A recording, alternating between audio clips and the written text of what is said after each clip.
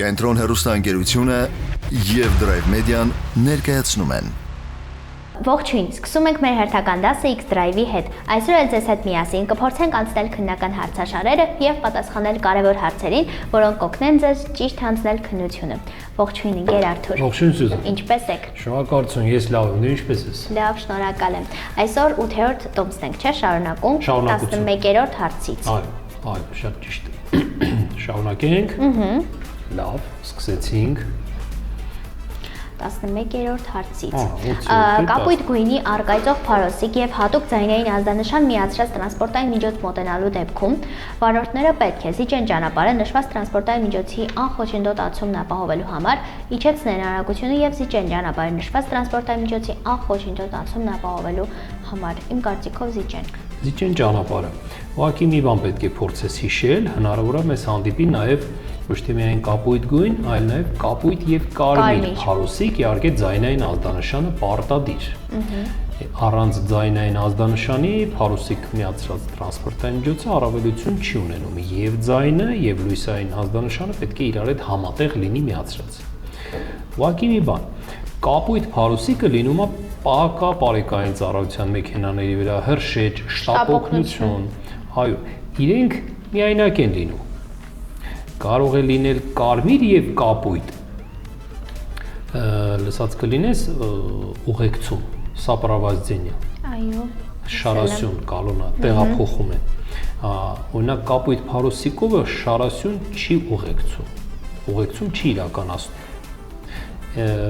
երբ որ կհանդիպես երկու գույնի կարմիր եւ կապույտ, այսինքն շարասյան մասին կլինի խոսքը, այդտեղ պետք է կոպիտ ասած այսպես պատկերացնել երկու գործողություն։ Կա վտանգ, իջեցնում ենք արագությունը, նվազեցնում ենք եւ զիջում ենք ճանապարհը։ Իսկ կապույտ փարոսիկի դեպքում մի գործողություն զիջում ենք ուղղակի ճանապարհը։ Այսպես ավելի հեշտ կլինի։ Արդյունքում մենք զիջում ենք ճանապարհը։ Ուղղակի հասկանանք մի բան, որ կապույտ փարոսիկը ուղեկցում չի իրականացնում։ Նրան արագ պետք է զիջել ճանապարհը։ Հասկացա։ Հաջորդ Ինչ արագությամբ է թույլատրվում երթևեկել 3.5 տոննա ոչ ավելի թույլատրելի առավելագույն զանգված ունեցող բեռնատար ավտոմոբիլներով բնակավայրերից դուրս։ 90 կմ/ժ արագությունից ոչ ավել, 70 կմ/ժ արագությունից ոչ ավել եւ 80։ Կարծիքով 90 բնակավայրերից դուրս 90։ Ճիշտ ես։ Հիշիր, բնակավայրերում թույլատրելի առավելագույնը 60-ն է սահմանված, բնակավայրերից դուրս 90։ Հայաստանի Հանրապետությունում ունենք ընդհանրապես այդ երկու արագությունը 60 եւ 90։ Բնակավայրից դուրս։ Լավ։ Ու իհարկե, եթե ճանապարհային նշաններով այլ բաներ նախատեսված չի լինի։ Մենք ասում ենք բնակավայրերում 60, բայց հնարավոր է մեզ բնակավայրում հանդիպի նշանի տեսքով արագության նվազեցում։ Օրինակ 20-30 դպրոցների մոտ հանդիպած կլինես 40-50 կմ/ժ, իսկ եթե իջեցում կամ բարձրացում չկա, դե բնակավայրը 60 դուրս մինչև 90։ Ինչ են նախազգուշացնում երթևեկելի մասի վրա գծանշված սլաքները։ Նախազգուշացնում են վարորդին ճանապարհի վտանգավոր հատվածին մոտենալու մասին, նախազգուշացնում են երթևեկության գոտու վերջին մոտենալու մասին, ցույց են տալիս ճանապարհի վտանգավոր շրջադարձի ուղղությունը։ Այստեղ վերադասավորվել է, չի սա։ Այո։ Եթե մենք երթևեկում ենք այս գոտիով, գետնի վրայի այս կորացված սլաքները մեզ հուշում են, որ մենք պետք է վերադասավորվենք հարևան գոտի, քանի որ մեր գոտին ավարտվում է։ Այսինքն զգուշացնում է գոտու ավարտի մասին։ Վերջին մոտենալու մասին։ Գոտին ավարտում է, վերջանում է, դու մոտենում ես գոտու վերջին, որպեսզի շուտ նկատես, շուտ տեսնես, շուտ հասկանաս, ազդանշանդ միացնես ու վերադասավորվես հարևան գոտի։ Հասկացա։ Պատճառը նա է, որ քո գոտին ավարտվում է ինչ-որ մի կետում։ Զգուշացնում են երթևեկության գոտու վերջին մոտենալու մասին։ Գծանշման Նայ, արի մի հատ ստեղ մի փոքր էկրանը փոքրացնենք, որպեսզի բոլորն տեսնեն։ 4 տարբերակ ունենք, գծանշման 4 տարբերակ։ Հիմա հարցն է, պետք կարդալ։ Փորձիր։ Գծանշման այս գծերից որն է օգտագործվում դարձափոխային երթևեկությամբ գոտիներ նշելու համար։ Կհիշես որն էր դարձափոխայինը։ 4-րդն է, դեղինն էր։ Չէ, դեղին ընդհատված գծերը կայանումն են արգելում։ Այդտեղ կարելի է կատարել ընդհանրապես կանգ առ։ մինչև 5 րոպե, ոչ ավել։ Ինչ վերաբերում է երրորդին, երրորդը ընդհատված գծերն են, որը միշտ եւ ամենտեղ կարելի է հատել։ Իսկ առաջինը հոծգիծն է, որը եթե ճանապարհի մեջտեղում արված, մեջտեղի հոծգիծը հատելու իրավունք իհարկե չունենք, որը առանձնացնում է ճանապարհի երկու ուղղություններն իրարից։ Այդ դարձափոխայինը պատկերացրու այսպես կրկնակի հոծգծերի ընդհատված տարբերակը։ Դա ցույց տալիս դարձափոխայինը։ Երկրորդ։ Ահա, իսկ որն է դարձափոխայինը։ Մեր երկրում իհարկե չկա, մենք չունենք դարձափոխային գոտի շարք, գոյություն չունի, չի բացառվում, ապագայում մենք ունենանք։ Դարձափոխային գոտին դա այն գոտին է, որը կարգավորվում է լուսացույցերի օգնությամբ, տվյալ շարքի վերևից կախված են լինում լուսացույցերը, ու այդ պահին, եթե կլինի լուսացույցը կանաչ, որը թույլատրելի է սլաքի տեսքով, կարելի է մուտք գործել եւ այդ գոտիով երթևեկել։ Իսկ եթե կլինի անջատված կամ կարմրած, այդ գոտի մտնելու իրավունք, մուտքը գործելու իրավունք չենք ունենա։ Լավ, սա ցույց է տալիս դարձափոխային գոտու սահմանները, որ դու տեսնես, հասկանաս տվյալ գոտին դարձափոխային է։ Օրվա տարբեր ժամերի հոսքի ուղղությունը նույն շարքով կարող է փոխվել հակառակի, հանդիպակացի։ Հասկացա։ Հաջորդ ենք նայում։ Որտեղ է գծվում կանգառը եւ կայանում նարգելող տեղերը նշող տեղին հոծգիծը։ Ահա։ Երթևեկելի մասի վրա, երթևեկելի մասի եզրի մոտ, երթևեկելի մասի եզրի մոտ կամ եզրաքարի վերին մակերեսին, միայն եզրաքարի վերին մակերեսին։ Դեղին հոծգիծը հանդիպում ենք հիմնականում ճանապարհի եզրին։ Իսկ դեղին հոծգծից հասկանում ենք, որտեղից որ կսկսվի այդ գծանշումը, մինչև իր ավարտը ոչ կանգառ, ոչ կայանում կատարել, ոչ ոք, ոչ մի վայրկյանով, իհարկե բացառությամբ հարկադրված դեպքերի։ Կանգնելու իրավունք չունի, ոչ մի վայրկյանով։ Ուղղակի այդ դեղին հոծգիծը հնարավոր է հանդիպենք թե ճանապարհի եզրին, եւ թե եզրաքարի վերին մակերեսին, իսկ եզրաքարը այդ մեր իմացած բորձյուրն է։ Լավ, այդ եզրաքարի վերին մակերեսը գլուխը կարող է ներկված լինի, նշանակությունը նույնն է։ Որտեղ էլ որ հանդիպենք, թե եզրին, թե եզրաքարի վերին մակերեսին։ Այո, կանգառ կանում կատարել չի թույլատրում։ Հասկացա։ Որ նկարում է վարորդը ճիշտ կատարում մանևրը։ Հատ նայեմ։ Առաջինում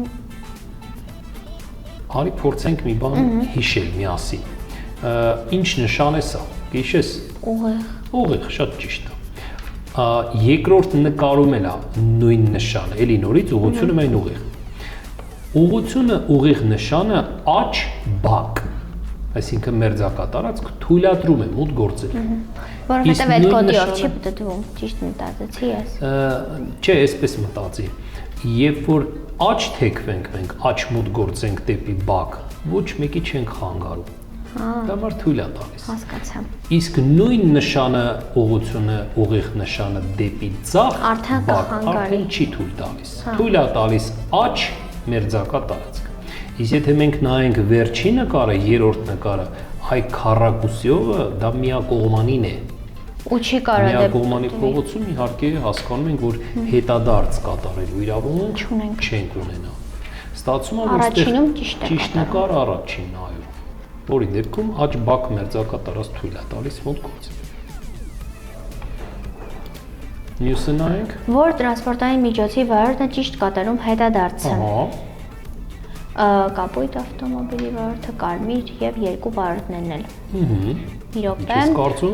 հետադարձը ինձ թվում է կարմիրը։ Ճիշտ ես,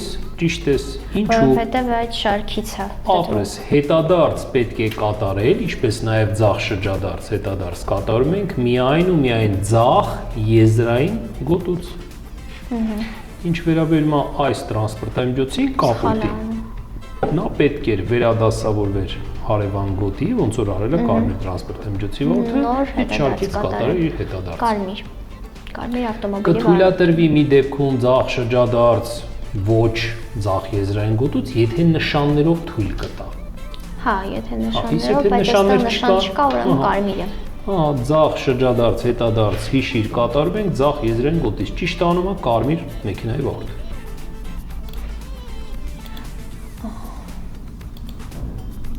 Այս լուսացույցի կարմիր ազդանշանի դեպքում երթևեկությունն արգելվում է։ Երթևեկելի մասի ամբողջ լայնությամբ 50 կմ/ժ ոչ ավելի արագությամբ այն գոտիով, որի վերևում տեղակայված է։ Սա հենց ինքը քիչ առաջ մենք խոսեցինք դարձափոխային գոտու համար նախատեսված լուսացույցն է։ Եթե կլինի կանաչ ազդանշան սլաքի տեսքով, որը կախվում է տվյալ գոտու վերևից եւ այդ սլաքը ցույց է տալիս այն գոտին, որով որ մենք ընթանում ենք։ Կանաչի դեպքում մուտք կգործենք։ Իսկ եթե կլինի անջատված կամ հենց հիմա մենք տեսնում ենք կարմիր, որը արգելող ազդանշան է խաչուբաճի տեսքով, ուրեմն տվյալ գոտի մուտք գործելու իրավունք չենք ունենա։ Եվ այս լուսացույցը գործում է այն գոտիով երթևեկողների համար, որի վերևում տեղակայված է կախված։ Դա հարևան գոտիներին չի վերաբերում։ Հնարավոր է լինի 5 գոտի, ենթադրենք, օրինակ եմ ասում, կամ 4 կամ 6 էական չի գոտիների քանակը, որ գոտու վերևում որ կլինի տեղակայված, այդ գոտին է դարձափոխայինը։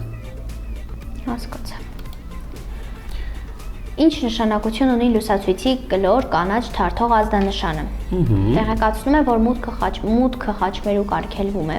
թույլատրում է երթևեկությունը եւ տեղեկացնում, որ դրա գործողության ժամկետը լրանում է եւ շուտով կմիանա արգելող ազդանշանը։ Ինչ ես կարծում։ Ճիշտ ասած չգիտեմ։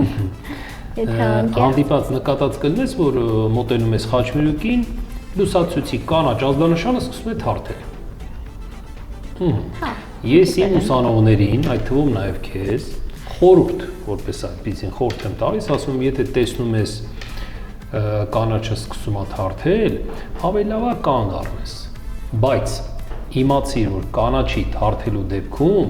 իրավունք ունենք շարունակելու երթևեկությունը։ Բայց պիտի մի բան դու